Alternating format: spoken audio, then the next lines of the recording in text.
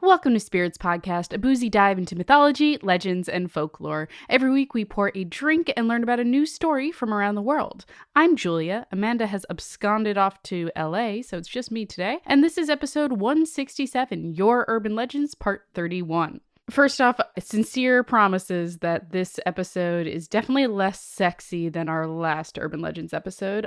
It is still the same level of creepy, so you can look forward to that. We want to thank our newest patrons as well for being there for all of the creepy moments. Those are Tyree, Hannah, Allison M. Parker, and Allison Hendricks, and they join the ranks of our supporting producer level patrons: Philip, Megan, Deborah, Molly, Skyla, Samantha, Sammy, Neil, Jessica, and Phil Fresh, as well as our legend level patrons, the light of our lives: Brittany, Josie, Kylie, Morgan, Kylo the Husky, BME Up Scotty, Audra, Chris, Mark, Mr. Folk, Sarah, and Jack Marie. Amanda brought the drink this time around. She will tell you a little bit more about it when we get back from the refill, but it was the winter blend from Down East Cider House, and let me tell you, it was delicious. I'm usually not a cider person, but something about this blend just really hit it home for me. At this point, Amanda would usually ask me what I've been watching, listening, reading lately, and I'm going to recommend Killing Gravity by Corey J. White. If you like stories about redemption and channeling your anger into useful ways and sort of like the ways government fucks us, this is a great book, and it's quick and short, and there's a very good sequel that I'm about to start. So check it out. That is Killing Gravity by Corey J. White. If you are in Los Angeles, there's only a few tickets left to our LA live show that we're doing with Join the Party. You can get tickets at multitude.productions/live. Seriously, you want to come out for this. I have such a fun show and game planned for us, and I really think that everyone's going to enjoy it. And finally, next week, we're doing our Myth Movie Night. We're going to be watching Gretel and Hansel. It is a new movie that is currently in theaters. If you have the chance to see it, I highly recommend it. We are going to be talking about sort of the way that Grimm's fairy tales have been retold over the course of generations and how those stories have grown. So I think it's going to be a great conversation, and I hope you join us with it. And without further ado, enjoy episode 167, Your Urban Legends, part 31.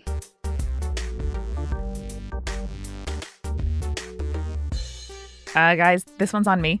I got too creepy last time. You did. And this time, I am bringing us all a bunch of lighthearted, helpful ghosts. That's what they always say. They say 30 is the sexy one. 31 is the lighthearted, fun one. Isn't that spooky? Scheider, as someone on the other side of 30, is that what I have to look forward to? Is 30 the sexy one? I mean, I don't Oh, no. I don't want to kiss and tell. Fair. But I will tell you, 31 Hot is not the lighthearted one. Oh, okay. Your body just, it really, you hear about it, like you hear, I mean, we've done Surgery Watch on a number of these. Ooh, yeah. And there's not a current update for Surgery Watch, luckily. That's thank good. God, for the first time in months. Your body, like, really does, like, something happens in those late 20s, early 30s where you're like, this is the body now. This is just it. This is what you got. That's not a joke. And it will happen to you, too. No. Can I begin with a mildly creepy but also helpful ghost? Yes. Yeah. Do it. So this comes to us from Katie, who writes, "This is a personal story about my friend, a mix of the things she told me and the things I have witnessed myself. Ooh. A few years ago, while living in an apartment, my best friend had taken her children to school and daycare. She returned to her home later that day, and when she walked into her daughter's bedroom, she saw 'I love you, Mommy,' and a little heart written on the mirror. Uh-oh. Nope. I hate this Already already. bad. Now, her children at the time were 4 and 6. The 4-year-old couldn't write, and the 6-year-old had 6-year-old handwriting, and the words were well written and definitely not by her daughter. Nope. You know what this is? This is a classic, The Boy. Oh, no. Spoilers for the next 15 seconds of The Boy. Turns out there's a tiny doll that isn't the boy, but there is a man living in the walls. No, bad. Is this the one on Netflix? This is the spoilers are over if you've jumped back in. This is, I think it's part of the Annabelle cinematic universe. I think it's part of that. I don't know if it's on Netflix or not. Yeah, it's creepy doll. Woman has to go take care of creepy doll. Regular family has to go to creepy house to take care of house for some reason. son becomes enamored with weird boy toy that is there. Weird boy toy. is the wrong phrasing. Nope, it is a porcelain doll that is in the simulacrum of a boy. Nope, I love it. And you're wrong. I'm sorry. Well, this one gets worse because the writing on the mirror appeared to be in a thick, waxy substance, such as a bar of soap. But being a millennial, my friend didn't own a bar of soap. She just used liquid. Mm-hmm. Correct. Hold on. Yes. Millennials use bars of soap. No, they don't, bud. They don't. They use body wash. Unless it's like fancy bar of soap from like Lush. Yeah, or their This shower must gel. be like one of those like elder millennial, younger millennial shifts. Perhaps. Where it's like with Pokemon, where it's like really there was like a cutoff age where you were either into Pokemon or you weren't. Turns out somewhere in around the turn of the 80s to the 90s, bars of soap no longer became useful to the new millennials. Bar of soap unwieldy. Bar of soap hard to handle in shower when all wet. Me and my loofah, just a little bit of shower gel, and then I'm good to go. It lathers real nice. Mm-hmm. But I know, see, I don't trust those suds. Those suds they're ephemeral. They're not not there for the long lasting cleanse that you need sometimes. I know that as I hold that bar of soap to my flesh, it will cleanse me. So does that smooth substance really get at that dirt? Mm-mm. No, it doesn't. It doesn't No. scrub. No, The loofah does. It definitely gets at that. New head, heart, gut, soap, no soap, or body wash. Who's gonna take no soap? Who's know the au people. natural one in the family? Well, we return to this very millennial haunting because obviously Katie's friend took a picture of this writing. Nope, hate that. And when she opened the picture to look at it, she noticed something in the corner of the photo. There was light brown hair and a frilly yellow shirt. Nope. Friendly yellow shirt does not make less creepy. Sorry. There were no limbs. Frilly or friendly? Frilly. Oh, I heard friendly. Friendly shirt does not make it better. Frilly shirt, even worse somehow. I mean, yellow's kind of an inherently friendly color, I think, Well, and this is not happening. I was thinking like ghost Some would say the smiley best face color. shirt. Some would be wrong. This is a long product placement for the multi-crew. So no limbs or skin were in the photo, just the shirt and the hair hanging against the wall in the photo at waist height. Like a kid. She double-checked the bed. She double-checked the bathroom and saw nothing there at all. She then searched all of the girls' toys and all of their clothing and found nothing similar to the yellow shirt in the photo. After that, a series of small odd happenings began. Giggling when the girls weren't home, the sound of toys moving in the playroom, toys being in different places than they had last been touched, and once she woke up in the middle of the night while at a hotel to see someone standing at the end of her bed, only no one was there when she turned on the light. No, when the haunting follows you. Bad. How did this paragraph start? A series of small odd happenings began. Hey, you gotta recalibrate what a small happening is. You really do. Oh, Katie. Okay. At the end of the year, they moved and had a local paranormal investigator come to bless their house. Nothing helped, and my friend claimed it only made the little girl mad. She didn't feel threatened by the girl, but apparently she got upset and threw a tantrum after this happened, making a mess of the playroom. It was attached to their youngest daughter, they determined, because the ghost never let her sleep. She was only 5 years old and being treated for insomnia, taking melatonin every night, but it didn't help because she was frequently still awoken in the middle of the night by the little girl wanting to play. Hey, don't bring a paranormal investigator into your house to get rid of them. They're investigators. They That's are true. not experts in the field of getting rid of that. That's true. Call some sort of like religious expert because they will have more experience in this rather than Zach Bagans lookalike who's like, oh yeah, the ghosts, they're totally here. Very good advice. I tried to convince my friend that it wasn't just a ghost at this point, because why would a little girl be so connected to the earth that even blessing the house didn't do anything but anger her? Plus, the girl was following them from house to house. Not very ghostly unless they have an object she was connected to, which I think is a very good point. Or one of the children. Fair. I wasn't the only one who told her it was probably a demon, but she refused to believe me. One night while my friend and her wife went on a date night, I went over to babysit. Nothing seemed out of the ordinary, and I put her kids to bed with no issues. An hour later, the youngest comes out of her room crying and said she wanted her mom because she couldn't sleep. Not wanting to bother them, I offered to lay down with her until she fell asleep again. We have just revealed new information about this couple, and it's that they're a queer couple. Yes. Which is even more concerning to me. I know. Now I'm deeply worried. I'm like, you should know better. You Also- are not straight white people. Yeah, you have things stacked up against you, and you do not need demons on the list as well. I turned on lullabies and laid in bed with her, my back to her open bedroom door. Always bad when someone mentions an open door in an urban legend, by the way. Bad. And also not facing the door. Bad. Slowly, she started to fall asleep, and I was just about to get back up when the house stirred. Down the hallway, I heard the slow and steady creaking of the floorboards getting closer and closer. Small feet were taking careful steps down the hall until they were able to peer into the bedroom. Every hair on my body stood up in that moment, a shiver running down my spine. I could feel the presence staring at me, and I curled around the little girl protectively. Minutes passed as I remained on edge, only for the feeling to suddenly disappear out of nowhere. The house went completely silent. I waited for a few minutes in case she came back before I returned to the living room to watch Netflix. Gotta know what you watched, Katie. Yes. Another hour passed, nothing happened until that Probably the boy. tingle went down my spine again. I could feel her behind me staring over the edge of the couch. I don't want to play, I told her instinctively, Okay. hoping my voice wasn't shaking with terror. Concerned that was your instinct, but all right. A small huff of hair brushed across me, No. but the feeling of being watched disappeared, and the rest of the night passed without incident. Hey, guess what? Hair is extremely creepy in hauntings. I'm not a fan. Yeah, same. Another year passed and they moved again. I hadn't heard much about the little girl, so while I was visiting, I asked if there'd been any more activity. Still the normal giggling and movement in the toy room, she told me, but they'd become used to it by that time. We went into the older daughter's room as my friend showed me the decorations she was planning to put on the walls, when suddenly the light went out. I jumped off the bed instantly and turned on the bedside lamp, good instincts, but my friend just sighed and told me to ignore it. Still, after a few moments, I went over to the light switch to turn it off, hoping that maybe turning it off and on again would fix it. The moment my fingers touched the switch, the light snapped back on. It was then my friend told me their youngest daughter no longer had sleeping issues or was bothered by her, but their older daughter had begun to experience the same insomnia.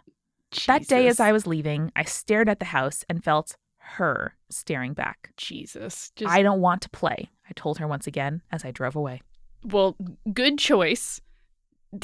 Jesus. I hate when hauntings get so bad that they just become like resigned to the fact that they're being haunted. They're like, it's just the light ghost again. Ugh.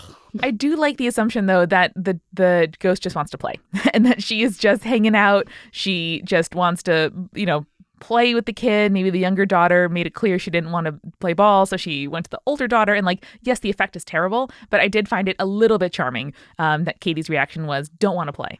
I mean, I hope that the child ghost doesn't want anything else besides to play. Yeah, that would be concerning. That's definitely the best case scenario. It's like, I want to play and also take your soul to hell. Play with me. Play with me. No good. Nope. No good. Not a at fan. all. So I have another one. Ooh.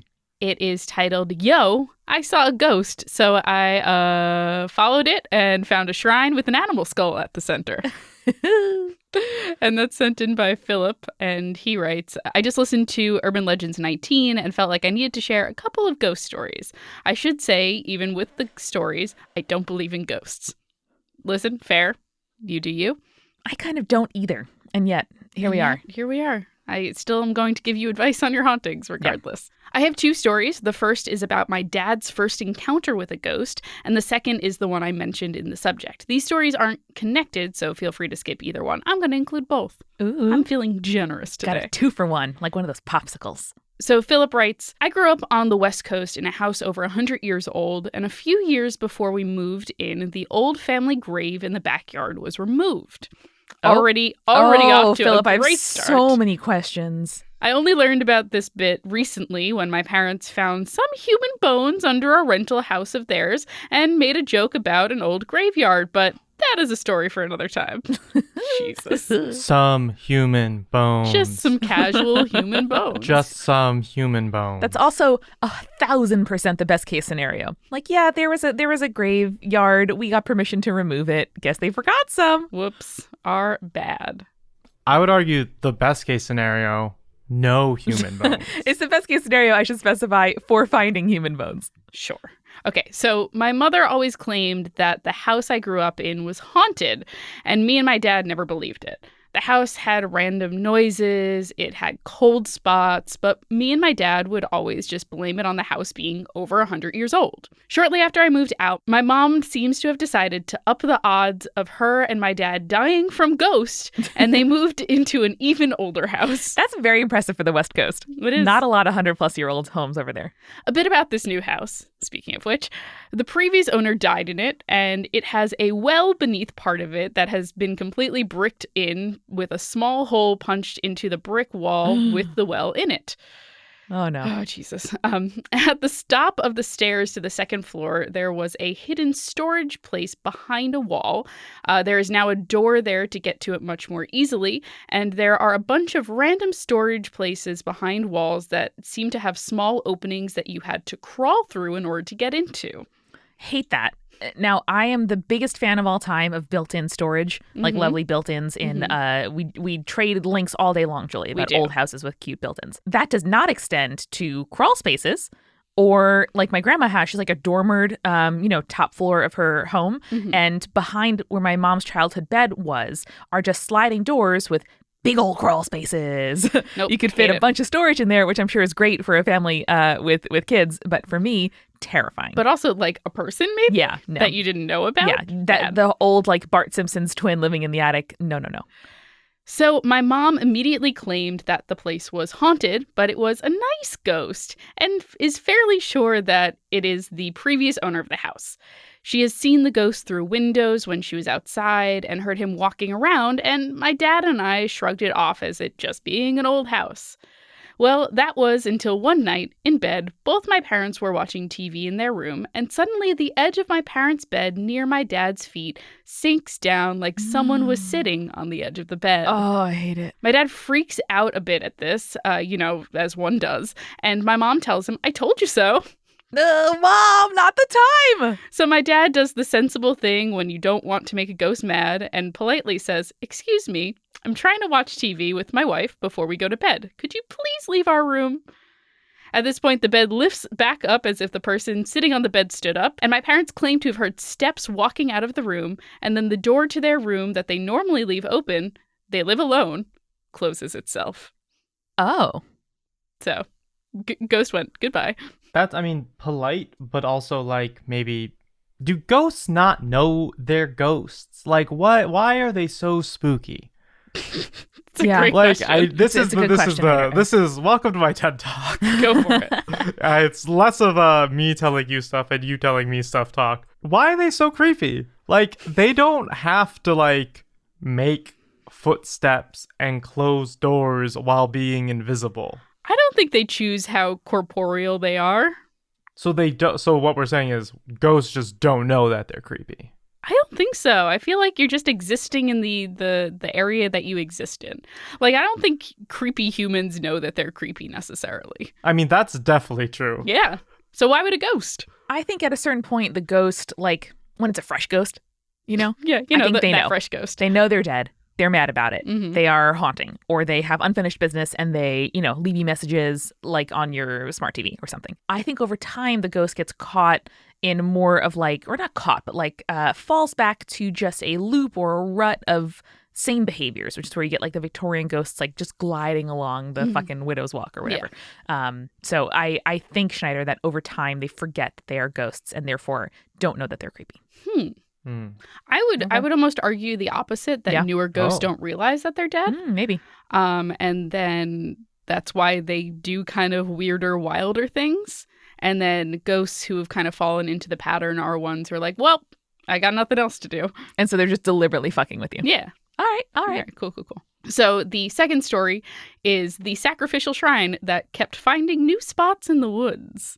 So there are some woods near where I grew up, and occasionally at night, me and a few of my friends would go play capture the flag in them at night, like you do when you're a teen, sure. One night, as we all gathered in the woods, about 6 or 7 of us in total, and were starting to go over the teams and rules of the game, we saw some strange lights just floating off in the distance. Oh, no. And of course, as kids, we decided to send someone off to investigate, and as the youngest, off I went. Don't send someone by themselves! It's terrible! Awful. Don't do that. And as you may have guessed from the title, I didn't find any floating lights, but I did find a stump with what I think was a coyote skull on it, and bones and rocks arranged around it.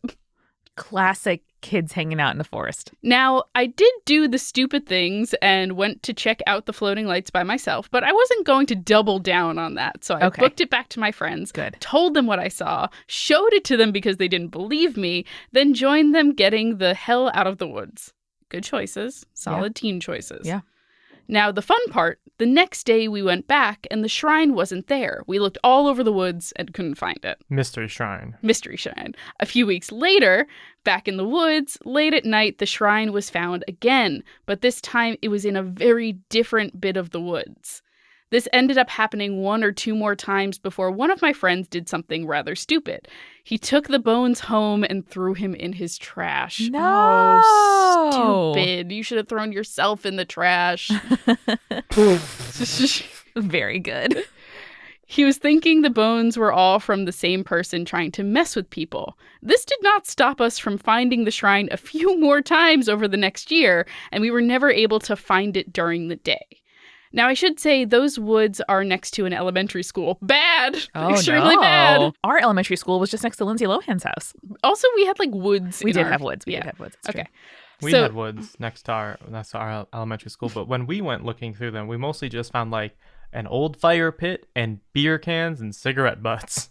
A shrine of a different type. And what I now understand to be condoms, but at the time I don't think registered. Like, balloons. Okay. So, shut up. Now, I should the say... sexy urban legends are back. Oh, no! Back. Better than ever. Now every urban legend is just a little bit sexy until we get to 69. Now, I should say these woods are next to an elementary school. They covered a couple of square miles, and on the edge of the woods and the schoolyard, there was an old abandoned building that everyone at the school claimed was haunted. The building was torn down before the beginning of the school year one summer, and after that building was torn down, the shrines we had been finding for roughly a year stopped showing up in the woods. And that's the end of the story. What do we think? We think evil entity living in abandoned building? No, I definitely think weird kid. Weird kid. And I group myself into that, to be clear. Just making shrines and wanting to mess with people and finding it really fun. That's fair. Just one weird kid. Yeah. One weird kid. Hopefully just one weird kid. If it's multiple weird kids, then something weird's happening. I know. I mean, something weird's already happening. Some cause for concern. Yeah, you don't want like a small cult forming amongst the children. That is fair. You definitely don't want that. I've got a story that bookends right before the break, I guess, perfectly with what you just did, because this also involves a weird friend. Ooh, I love weird friends. So this message comes from Allie, and she writes, being the resident weird friend as a kid, I wish I had this podcast a long time to indulge all of my creepy knowledge needs. My best friend introduced me to it, and I've been such a fan. All right, here is my own spooky tale. Also, best friend, good job introducing Allie to spirits. Good job, best friend. Nice work. When I was 3, my family and I were visiting my grandpa and step-grandma. Being so young, I don't really remember this, so this is mostly my family's account. One night, I was sitting in my crib, and my mom heard me talking to nothing. By the way, guys, I heard the word crib and went, oh no! Amanda, it's just a crib. Just a child. Just a child in a crib. So she was talking to nothing, and her mom came in and asked who she was talking to, and I told her the old lady was making faces at me, and I wanted her to stop. Oh, no. Don't like Eventually, I quieted down and fell asleep. Later that night, my mom heard me talking again, this time louder. Again, I yelled, stop. And again, my mom asked what was happening. I'm glad the small child has boundaries very early on. Yeah. Good for them. I know. Also, usually when it's an old lady ghost, it's like, grandma came to visit me, and then the grandma's dead. Yeah. But this is like random old lady that we don't recognize, which makes it 1,000 times creepier. I know. Good for the child, though. Yeah. Like, no, I don't know you. Set those boundaries. Yeah. Stranger danger. Hell yeah. I commanded her in my 3-year-old speech to tell the old lady to stop pushing me. Almost immediately, I lunged as I was pushed. No! Oh my God. Obviously scared, my mom scooped me up and took me downstairs. I stopped her halfway down the stairs, pointing at a picture and telling my mom that was the lady who was scaring me. Oh, no. Who was it? Who was in the photo? My grandmother's aunt who died 20 years prior to me being born. That bitch. Oh.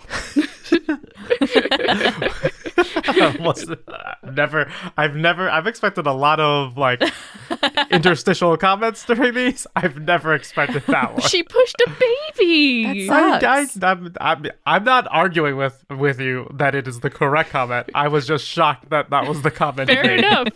She's mean mugging a child and also pushing them. She's a bitch.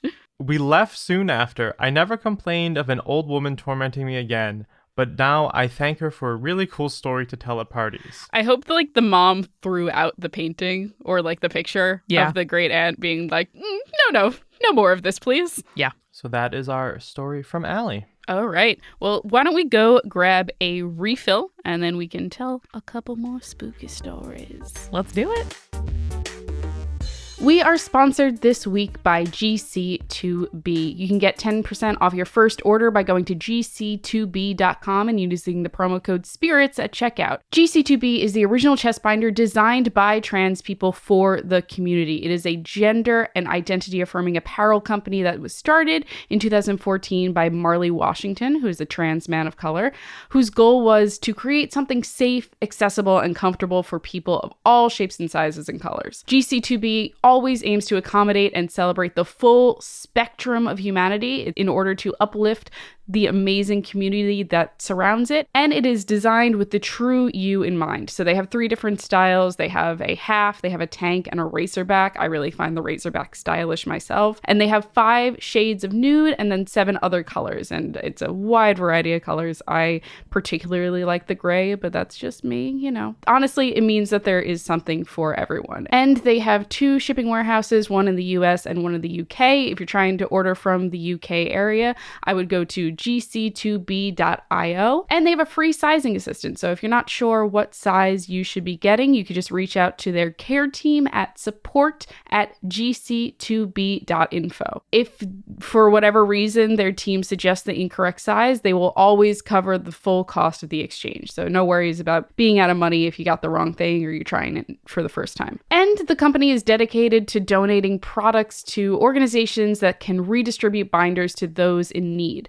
So in 2019, they donated 3,593 binders with the support of 34 organizations. And since it's Black History Month, they are trying to do something philanthropic for the most marginalized people in their community. So this month, folks can order a piece of apparel or accessory from their Safe Travels collection, and 100% of the proceeds go to an amazing project that distributes money to Black trans women so that they can self-determine their safest travel methods and avoid harassment or harm during their commutes. So again, you can get 10% off your order on gc2b.co by using the code SPIRITS at checkout.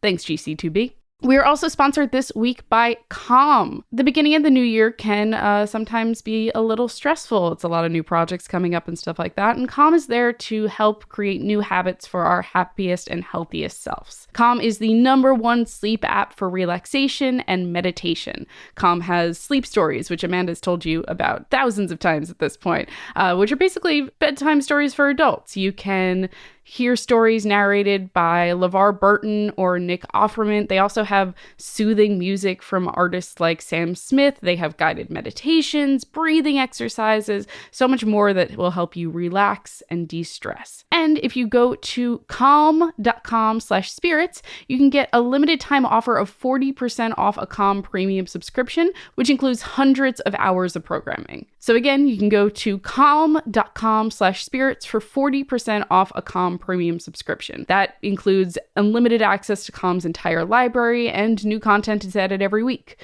Again, that's calm.com/spirits. And finally, we are sponsored by Third Love. Third Love is doing bras a little bit differently. They believe that everyone deserves to feel comfort and confident every single day, and with the right support, they can do that. By taking the Fit Finder quiz, you can find your perfect fit in 60 seconds or less. Over 15 million women have taken the quiz. It's actually fun to take rather than a bit of a slog. And you find out how your breast size and shape can determine how your bra helps to fit your body. So different styles for different boobs, you know? It's all great.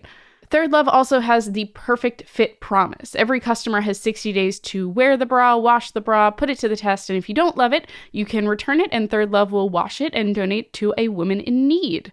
They also have fit stylists who are dedicated to helping you find your perfect fit. And returns and exchanges are always free and easy. With their comfort and quality, they guarantee that they will have straps that don't slip. They have tagless labels, which means no itching, which is always a big point of contention for me with certain bras. And they have lightweight, super thin memory foam cups that hold and mold to your shape. So Third Love knows there's a perfect bra for everyone. So right now they are offering our listeners 15% off your first order. So you just have to go to thirdlove.com/spirits to find your perfect fitting bra and get 15% off your first purchase. Again, that's thirdlove.com/spirits for 15% off today. And now let's get back to the show. We are drinking this week, by the way, the winter blend from Down East Cidery, which I had the pleasure to visit a few weeks back. It was completely full of Bostonians and their dogs and babies. Of course. And I was like, yep, this is right. But it is a most delicious cider. It is spiced. When you can get it on tap, good Lord, it is so delicious, but also very, very solid in a can. I have to limit myself to only buying 6-packs and not multiple 6-packs because it's just always appropriate. And I would drink 2 a day for the rest of my life. Yeah, no, I love a spiced cider. I think there's something about hard ciders that kind of gets lost in translation when you make them hard. Yeah. But the fact that it is spiced so well really balances it out. Totally. I have a couple of short, fun ones. What if I kind of spiced them in between your guys' urban legends? How does that sound? That sounds great. All right. So we're going to start here with a subject line that caught all of our attention. The Void Queen and her gremlin subordinates. Tell me all about it. I love this one. This is from Camillish Pillish, she, her, who writes, "Hey, Spirits, I've been binging your whole catalog while biking to my karate classes. Oh, incredible. And I've been wondering if I should send you this story for a while. In the end, I was inspired by the pool fairy in episode 10, since this story also begins with me. Yes, do it. When I was a small girl, we lived close to our great aunt who took care of me and my brothers. Sometimes my aunt would take my brothers back to her house since she also had to care for our great grandmother, and me, a couch potato since the early days, would stay in our house because I didn't want to get up from bed. I don't know if you're a couch potato if you're biking to karate class. I know. You know. As I got older, my aunt just started leaving me alone in my house without warning since she trusted me enough not to die while she was out. Oh, no. I hope it was a significant amount older and not 12 plus. Well, you're 9 now. You could figure it out. Sometimes when I was alone, it seemed as if the entire universe fell completely silent. No voices, no outside sounds. I don't even remember hearing my own breathing. And then I would get this image really clear and consistent, but also as if I was seeing something my mind couldn't comprehend. I always imagined a pair of gremlin-like creatures, very reminiscent of Hades' minions in Disney's Hercules. Even though I hadn't ever watched the movie, and to this date, I still don't know how I know that there are characters in Hercules that look like that, but I just know. Maybe you saw a commercial that you don't remember seeing or something like that. Like a Disney toy McDonald's tie-in or something. Yeah. I feel like Bobcat Goldthwait just exists in your mind, and that's okay. There's nothing wrong with that. He's a very distinct human. I mean, maybe so, because these gremlins would be talking among themselves on a completely blank space about something I could never understand until a creepily heavenly voice spoke, like something that was an angel but just not quite. She, her voice had a womanly pitch in my mind, would say something unintelligible but in a powerful way that would never fail to send shivers down my spine with cruel and cold power. The gremlins seemed to be terrified by this as well, and at that point in the progression of the story, I would usually rush to the computer to play something to drown out the silence, and with it, the visions of the Void Queen. This is so interesting to me because I think about the anxiety I feel when I'm left alone in a house by myself with nothing to distract me. Yeah. And it definitely manifests similarly to this, not with the weird demons or anything like that, right. but the desire to drown out the void. Well, that's a good point, Julia, because Camish continues, I saw a post noting a similar experience someone else had on Tumblr, so maybe I'm not the only one who has imagined stuff like this. But in general, the visions stopped when I got a phone and could always have some background noise, like the wonderful Multitude podcasts. And to this day, Camish is terrified of complete silence and a white void. Mood. And just finishes out the email by asking if we've ever heard of a void creature and if we think of the void as an unending darkness or an infinite blank.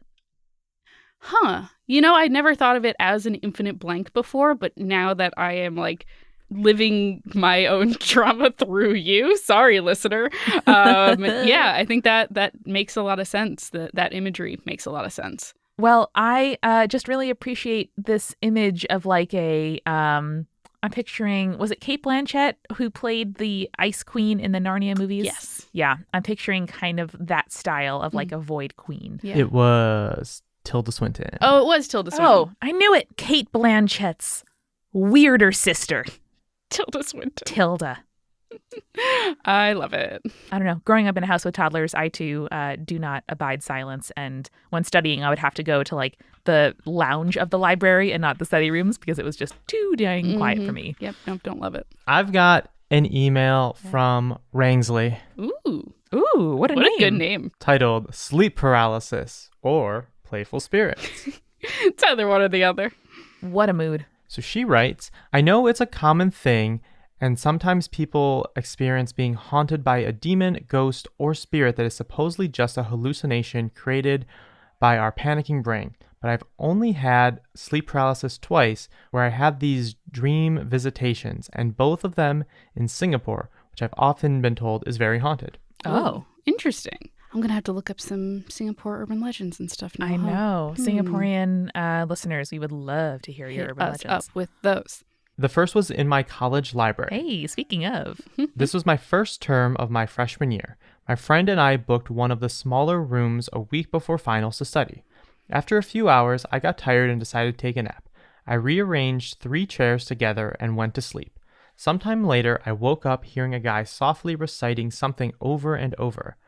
I looked across and saw my friend still sitting across the table from me reading her book, so I thought she'd let a friend of hers come in and study with us. I was about to go back to sleep when I realized the guy was pacing back and forth really close to me as he recited, specifically behind the chairs where I slept. Nope, bad. Don't like it. Don't ever be behind anyone. Nope. That's my advice. Nope, just don't do it. Don't ever be behind anyone. Just always have your back against a wall at all times. That's how I sit in restaurants. Don't you sit with your back to the back corner of the restaurant? Well, you know, Amanda realizes that every time she goes into a restaurant, she is a Italian mob boss, and anyone could come for her at any time.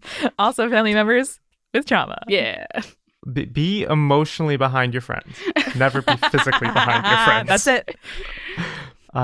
Spirits Podcast 2020. I could vaguely see at the edge of my vision his arm as he swung it in the air above me from time to time. And then I remembered that my 3 chairs were placed with the backrest actually touching the wall. There you with go. absolutely no way for a person to get behind. Ooh. At that moment, I felt the guy grin maniacally. How did you feel it? How did you feel it? No. Don't like that. Don't like feeling a grin. Don't like Don't it at like it at all. all unless it is my own. Oh, Jesus. I panicked and struggled to move, but couldn't. Yeah. I couldn't even make a sound when I tried to scream. Ugh. I kept persisting, and after a scary 2 to 3 minutes, my hand finally moved and grabbed the table. I pulled myself up to sit hurriedly, shocking my friend across from me. I looked back and saw only the wall. I asked my friend if anyone had come in, and she said no. She asked me why I woke up suddenly after sleeping for just about 15 minutes. Suffice it to say, I wasn't sleepy anymore after that and just continued studying. I think, like, and this is just me, I don't suffer from sleep paralysis, but I can imagine that sleep paralysis in a public place Yeah. is very, very bad. Yeah. I feel like I just wouldn't be about it. I feel like if it's in the privacy of my own home and in my bed next to my partner, that would be one thing. But when it's like in a public place and no one else is acknowledging the horrifying thing that's happening to you, that's terrifying. That is absolutely horrible. Speaking of body watch, I have been getting extremely intense back pain recently. Oh, no. Where I have to like sit very still and not move for 40 minutes. And when that happens in public, I have more often than not had to just sit in the bathroom because that's the only place that you could like sit and not move and no one will bother you. Mm-hmm. Yeah, and it is bad. Yeah, no, I'm so sorry. And I'm trying to remember why I brought up this anecdote and failing. Public places. Public places versus the privacy of your own home. Yes. Thank you, Julia. You're welcome. I got In you. the privacy of my own home, I don't care and no one is judging me. That is true. And in public, not true. Fair enough. Got him there. we have a second story as well Ooh. about the 2 times Rangsley had sleep paralysis. Rangsley, The what a second name. time. Like, I'm sorry that you've experienced this, but I'm... Actually, Rangsey. Okay. Also a great name, though. Great name, Rangsley. The second time was at my hostel room in the early morning. It was... Love a hostile haunting. Hostile haunting. Amanda's Hostile favorite thing. haunting. We are really in a very specific mood today. We're a little punch drunk. You guys were also in a very specific mood last week. Yes. Like, I just finished editing recently the Mothman episode, and it was like, you guys were really like on a certain level for that one that we haven't been in a while, I feel like. It's great. Julia is in person with me in the studio this week. It's just great to be able to look at each other's eyes and vibe on these urban legends. I'm on 3 hours of sleep right now, so that's going well for me. I'm on a lot of coffee and emotional distress. Okay. And this is just Spirits Podcast. Spirits Podcast, booze, a lot of coffee, emotional distress. Yeah. Mix the coffee with the cider. Here we are. There we go. We're coming with a lot of good like t-shirt slogans. We got to in think this about them. episode. True. We're due for another t-shirt anyway. We are. I know. People buy up those beanies and we'll be able to make a new item. It was the morning of an important exam, freshman year, second term. I woke up at what I thought was probably about 3 a.m., then almost instantly felt a heavy weight on top of me, though nothing was touching me. I felt something distinctly female floating just above me. You have an amazing, sense. I was gonna You say. felt both a grin and a female presence. Very, very honed into your Yeah. surroundings. I want to be aware enough of gender where I know what that feels like. I know. I truly would love to calibrate in that way, but very, very poetic. Yeah. Very good. Also, I don't want to question life choices or anything, but why were you at a hostel the night before a very important exam? Maybe- that seems like a prime time to be at home. This Maybe could be a they're vocabulary dorm. difference. Yeah, this could mean dorm potentially. I'm just thinking took a quick trip to Italy before my I exam. gotta fly back. You are doing much better your freshman year than I was. I was just thinking to myself what a specific energy second term of freshman year of college is, and how I just listened to Autoclave by the Mountain Goats on repeat for 4 months as I walked through the snow. That's correct. Yeah. Yep. I felt this joyous laugh rolling off of her, although I couldn't see or hear her. Feeling a laugh. Amazing. I fought against the weight in vain, not even able to move a muscle. I tried to scream to wake my roommate sleeping on the other bed, but my voice didn't come out.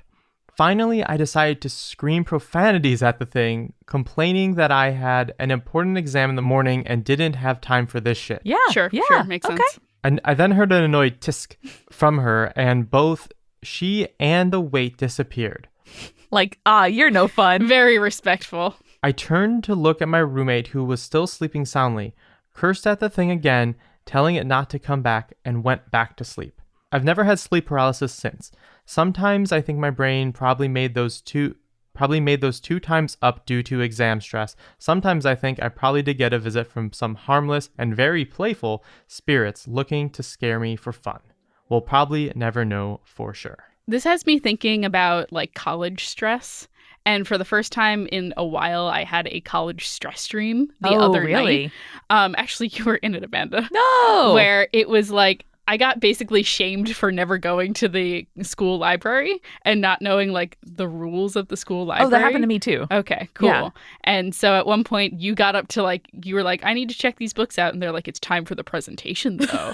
And you had to stand up and give a presentation to someone, and people were talking behind you, so I went to yell at them. Aw. And the librarian gave me such a look of disdain that it woke me up. No, I Julia. was I feel so much shame. I need to get out of this dream. And then I woke up and it was 6 a.m. I was oh, this sucks. Well, you were being such a good friend in that moment, I and was I'm trying. sorry that you were punished by being woken up. Those girls were being bitches to you. I was not here for it. Thank you. You're welcome. I would absolutely expect to do the same for you in one of my dreams. Thank you. I appreciate that. All right, you got another one, Amanda? You going to pepper I in do. another one here I before I do. go into my story? Here is I sort of went with a modern ghost theme today. So this is a modern 2000s ghost with a heartwarming twist Ooh, from Lexi. I do love a heartwarming twist. You all mentioned that you needed some more modern ghosts. So here's a ghost straight out of 2007. I first heard the story from my 6th grade science teacher who had a friend who was a youth group leader. Oh boy, that's a lot of things. Yeah, Schneider, pay attention here. So, seeing as neither of those people would have the motive to lie about this to some 6th graders, I definitely believe in ghosty shit. I've chosen to believe it's the truth. I'm so intrigued as 6th grade science teacher and like youth pastor being the paragons of truth. Yeah, in the I story. bet both of those folks lie all day long, like most of us. They're people. The story goes that there were 2 brothers a few years older than me who had gone on a school band trip to Europe. I don't know if this is a common thing elsewhere, but it sure is in Minnesota. Just to Europe? That's wild. We went to Disney a couple of times. We never did a school band trip, really. We had a illegal trip to London where our high school theater program was like, we cannot organize trips, but if you happen to be taking a trip to London over this winter break, here's where we'll be. Here is all the flight information. Yeah. If you happen to be on it, wink. Yeah, and here's exactly. the hotel that some of us are staying at, wink. Uh-huh. Don't get caught drinking underage, which obviously the seniors did. Always. Yeah. Always and forever. I'm so glad I never went on that trip. I would have made such bad decisions. I just saw a lot of theater and went to bed early, Julia. Okay, I don't know about well, you. I would have made bad decisions. Their dad was a chaperone on the trip, and tragically, partway through, he had a heart attack and died suddenly. This was traumatic and awful for the brothers, and they had a hard time coping with their sudden loss. But a few months after their dad passed, the youth group leader convinced the boys to come on a ski trip up north so they could spend some time with friends and hopefully have a normal teenager weekend. I imagine going on another trip was, a big kind of moment for them, so I'm glad they did. The boys agreed, and the trip itself was uneventful and fun. However, the bus ride back is where it gets spooky. As the youth group rode home on the 2 school buses they'd rented, the weather got worse and worse. Nope, bad. The wind was picking up, the snow was falling faster and faster, and driving conditions were deteriorating quickly. And then parentheses, typical Minnesota. Damn it, Minnesota. The youth group leader was on the second of the 2 buses when he saw the bus in the lead go careening off the road toward a ditch. By the way, I'm watching Veronica Mars right now. This is extremely triggering to me. When something that big goes skidding off the road, there's no chance of it magically avoiding the ditch. But it did. Right.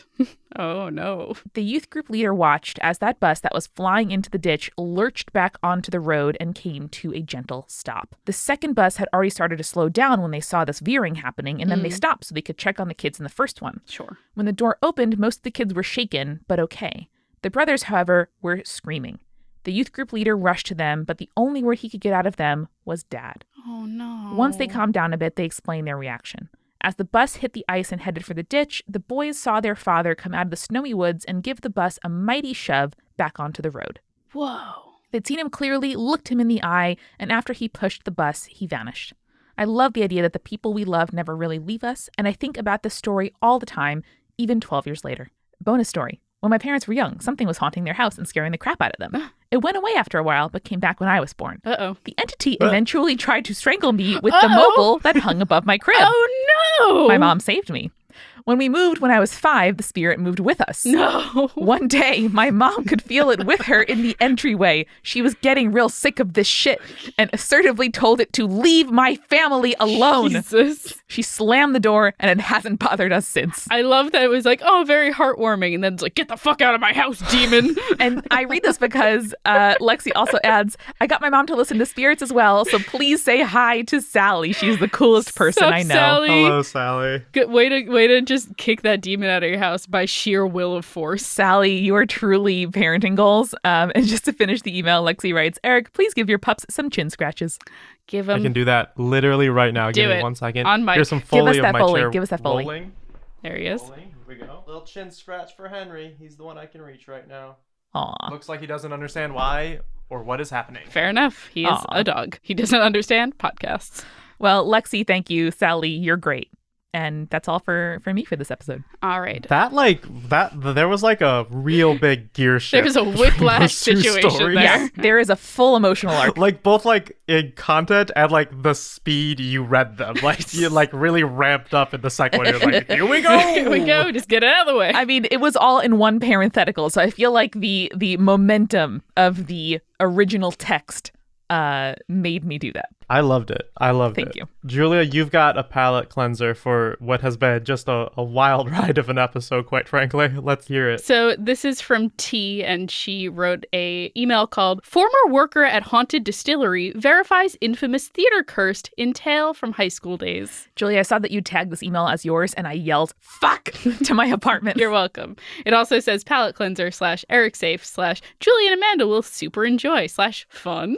Aw. I can't wait. All right. I first found out about spirits after Julia's guest appearance on this past summer's Analyze This. Then you all did a absolutely magnificent job of dissecting a haunted tale from my West Virginia distillery on Analyze This's Halloween episode. So I decided I had to really check spirits out. This was the October 31st, 2019 episode of Analyze This, and it has our names in the title. Yes. It was very fun. I will link it in the show notes. So here is my tale. Even though I said it was Eric safe, I suspect Julia and Amanda will get a way bigger kick out of it. So starting with my sophomore year in high school, I attended a brand new school. It had been built less than 2 years before my tale takes place, so you'd think that it wouldn't necessarily be a target for any building-related creepiness. However, if shenanigans are going to happen in unlikely places, I think we all know that the drama kids are going to have something to do with it. Hell yeah, they will. Our very first spring musical was going to be How to Succeed in Business Without Really Trying, Classic. Which was, as y'all might say, a bold choice for a company's first musical. Despite the weird anachronistic bits that were tricky to update and sexist lines that we had to navigate, we ended up truly loving the show. We loved building the giant sets. We loved hanging out at school at all hours rehearsing. We just loved everything. Some of us, not me, backstage crew for life, also loved the spotlight. You know that one person, the one who just loves all the attention, the one who loves all the attention so much that they stick out in a club that is nearly crammed full of people who love attention? Oh, I sure do. In this tale, that person decided to do a thing during Tech Week. During the first day of Tech Week, so unthinkable that it boggles the mind even after all these years. My eyes are so wide. We were taking a break and idly talking about theater superstitions when someone brought up the Scottish play, referring to it as such, of course. This one person stood up with a gleam in her eye and said, "That's all ridiculous. Watch, Macbeth, Macbeth, Macbeth, Macbeth, see?" Within about half a second, the shiny new fire alarms in our shiny new building all loudly and emphatically went off, and strobe lights began to terrifyingly flash. Oh my. This is a theater superstition, by the way, that if you say the word Macbeth in a theater, if you are not rehearsing the play Macbeth, that it is like a curse on the production. You have to run outside, circle the building 3 times. Spit over your salt, shoulder. spit over your shoulder, whatever your tradition is. We evacuated into the weird darkness of nighttime at school to the student parking lot on the side of the building. No one was there. Closest to the auditorium, hearing the fire engines screaming our way. The directors were talking to the coaches of some of the teams who were also there that night, having a sports banquet in the cafeteria. No. So there were some people there. That's something, at least. The poor banquet. It was pretty surreal. As the firefighters pulled up in all kinds of apparatuses, we immediately wheeled on the perpetrator. You know you have to fix this, right?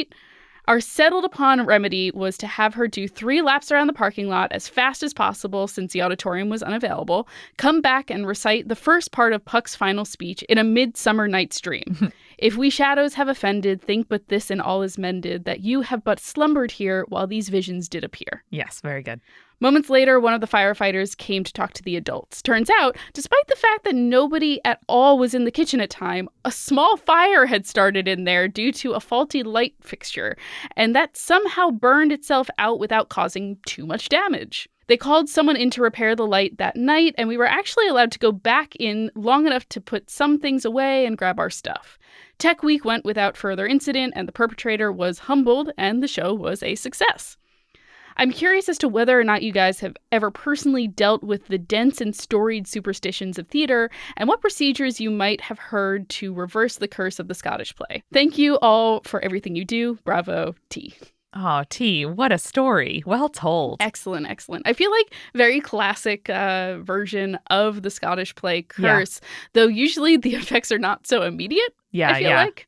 It's more of a general like cursing of your production. Though if the worst thing that to happen during your Tech Week and your run is that happens, that's pretty dang good. Yeah, I think it was an early warning rather than a full on subsidy of the curse. Yeah, I think our version of that, I do recall people running around shirtless outside, but I don't know if that was just teenage boys. think that was just that one particular teenage boy that I'm thinking about, which I didn't mind seeing him shirtless. Whoops. It was, it was fun. People have done like thrown salt over their shoulder, and definitely the spitting.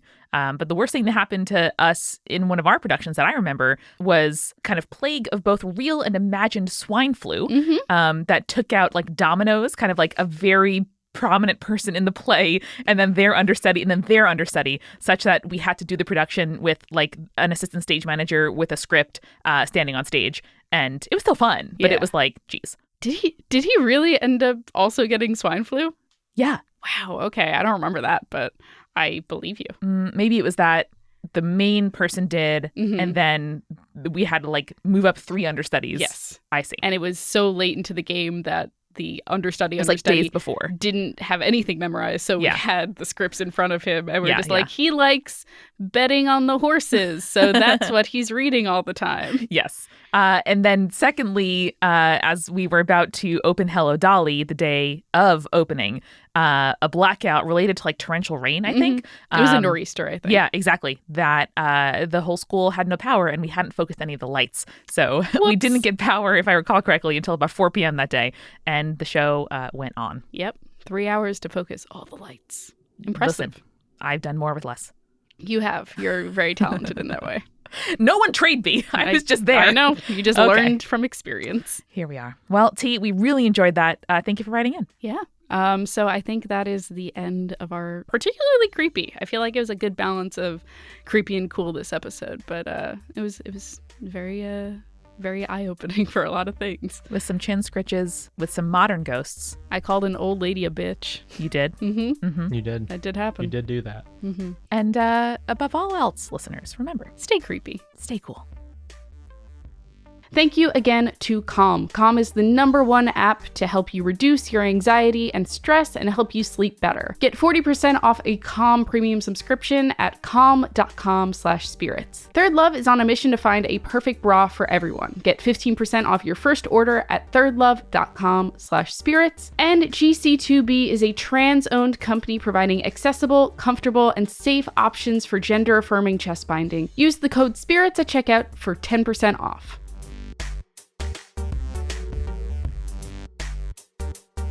Spirits was created by Amanda McLaughlin, Julia Shafini, and Eric Schneider, with music by Kevin MacLeod and visual design by Allison Wakeman. Keep up with all things creepy and cool by following us at Spirits Podcast on Twitter, Instagram, Facebook, and Tumblr. We also have all of our episode transcripts, guest appearances, and merch on our website, as well as a form to send us your urban legends at spiritspodcast.com. Join our member community on Patreon, patreon.com/spiritspodcast, for all kinds of behind-the-scenes stuff. Just $1 gets you access to audio extras with so much more available too. Recipe cards, director's commentaries, exclusive merch, and real physical gifts.